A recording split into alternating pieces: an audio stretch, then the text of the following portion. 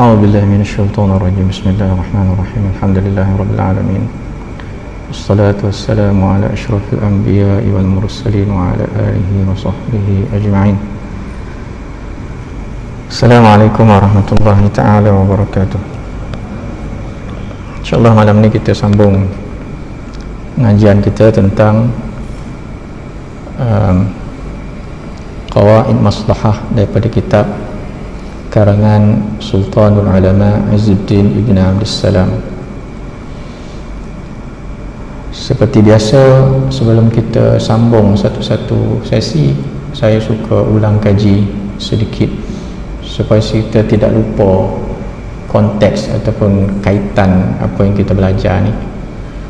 Itulah pertama sekali yang dinamakan sebagai as-siyasah asy-syar'iyyah.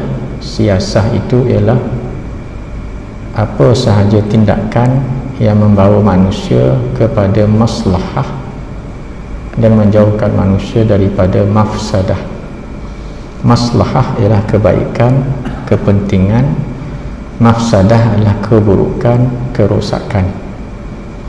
Jadi bila definisi as-siyasah ataupun kita selalu sebut politik, tapi siasah tu lebih luas daripada politik. Bila kita sebut siasah, definisi dia tu banyak pergi kepada perkataan maslahah ataupun kebaikan. Tindakan membawa kepada kebaikan itu, tindakan-tindakan yang membawa manusia kepada maslahah, itu namanya siasah. Jadi selepas daripada kuliah-kuliah mengenai siasah sebelum ini, kita masuk lebih detail sikit tentang apa itu maslahah. Dan kitab rujukan kita dalam kita nak belajar tentang maslahah ialah kitab yang dikarang oleh Sultanul Ulama Izzuddin Ibn Abdussalam yang kita dah bincangkan sebelum ini tentang pribadinya yang dianggap sebagai salah seorang daripada tiga ulama agung dalam mazhab Syafi'i selain daripada Imam Syafi'i itu sendiri. Yang kedua ialah Imamul Haramain Al-Juwaini, dan yang ketiga ialah Izzuddin Ibn Abdussalam. Baik, malam ni kita sambung. Kita dah baca pada sesi yang pas sebahagian daripada teks ini.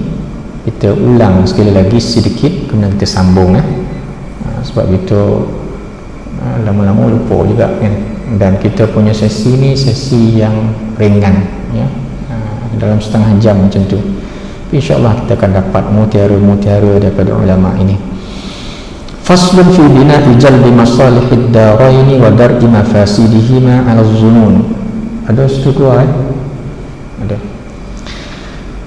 Al-i'timadu fi jalbi mu'zami masalihid daraini wa dar'i mafasidihima 'ala ma yadhharu fi az-zunun.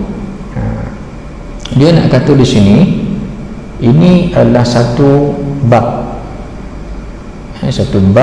penting dan besar yang kita sebut sebagai kaidah yang besar. Apa itu kaidah? Bahasa mudahnya ialah formula.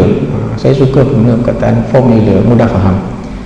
Kita tak payahlah bincang panjang pasal definisi kaidah tu, nanti kan kita lupa apa yang kita nak mudah faham. Kaidah ini adalah formula.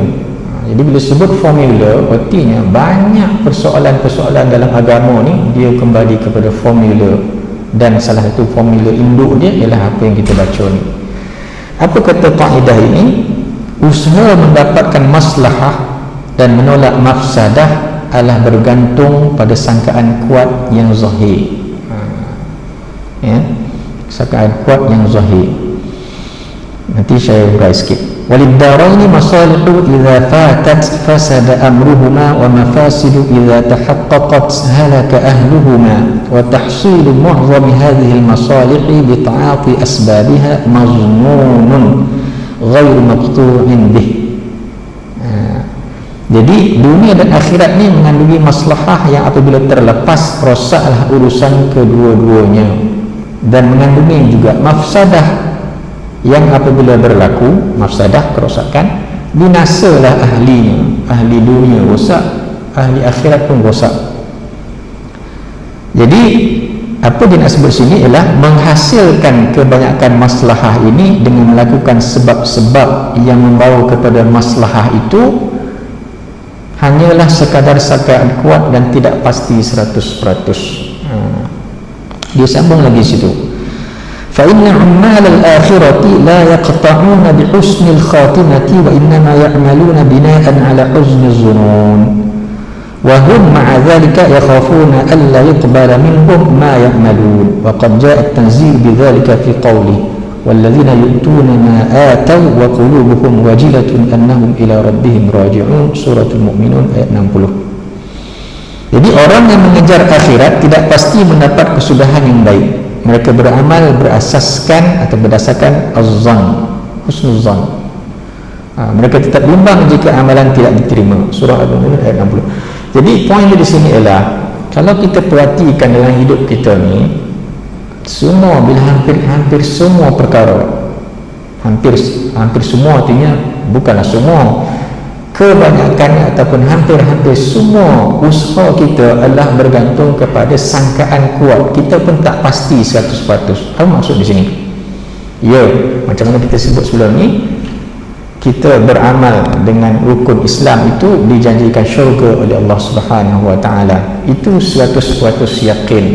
Orang Islam masuk syurga, orang kafir akhirnya di neraka. 100% yakin. Itu iman mujmal. Iman secara keseluruhannya tak boleh kurang 100%. Tapi apa yang kita bincang di sini ialah kita ni, ya, si fulan namanya Ahmad, namanya Yunus, namanya Hazizi, namanya siapa saja, bila dia beramal itu, dia pasti ke dia dapat syurga? Tidak, dia tak dapat 100%. Tetapi sangkaan kuat, az-zan ni seakan kuat, kita akan dapat syurga dengan amal soleh kita. Kenapa? Banyaklah, dengan ayat Qurannya, dengan hadisnya dan sebagainya, kena usaha untuk mendapatkan syurga. Jadi kita usaha untuk dapatkan maslahah di akhirat kelak, ya, amal ibadat kita berbuat baik. 3 benda tu: akidah yang sahih, ibadah yang sah, dan akhlak kita yang mulia. Kita usaha ketiga-tiga ini dengan sangkaan yang kuat, kita akan dapat kesudahan yang baik. Tapi kita tak boleh kata putus kita akan dapat syurga. Kesudahan wallahu a'lam. Itu sebab kita doa kepada Allah Taala, Allahumma minta khatimah, kan, wala taj'al khatimatana bisu'il khatimah, ataupun wala takhtim alaina bisu'il khatimah. Itu doa itu, kan, jangan kita dapat su'il khatimah. Itu maksud dia. Jadi apa yang kita faham ke sini nampak macam mudahlah faham, kan, senang ya. Tapi tuan-tuan dan puan, bila sebut dia ni kaedah, formula, dia mempengaruhi banyak aspek kehidupan kita dan banyak aspek ilmu Islam. Dan dia ada kesan dalam cara fikir kita, cara kita bertindak dan sebagainya. Nanti kita tengok. Jadi itu dari segi secara sepintas lalu apa yang diperbincangkan dalam nas yang saya tunjukkan di situ. Baik, kita teruskan ke depan. Fakadzalika ahlud dunya, yang tadi itu ahlul akhirah, maknanya kita kalau nak beramal untuk akhirat, macam tu keadaannya. Kita pun tak pasti 100%, tetapi sangkaan yang kuat. Begitu juga ahlud dunya. Ahlud dunya ni bukan orang tak ingat akhirat, tak. Kita yang buat kerja untuk dunia pun macam tu juga. Innama yatasarrafuna bina'an ala husniz zunun. Orang bekerja untuk dunia pun bertindak berdasarkan kepada husnuz zunun, sangkaan baik yang kuat dia akan mendapat kebaikan, maslahah daripada usaha dia tu. Wa innama u'tumida 'alaiha li'anna al-ghalib sidquha 'inda qiyam asbabiha. Dia berpegang kepada sangkaan kuat itu kerana kebiasaannya kalau sebab-sebab, wasilah-wasilah, usaha-usaha itu dilakukan, dia akan dapat hasil seperti mana dia hendak. Kebiasaannya, ghalib dia panggil, perkataan ghalib, kebiasaannya.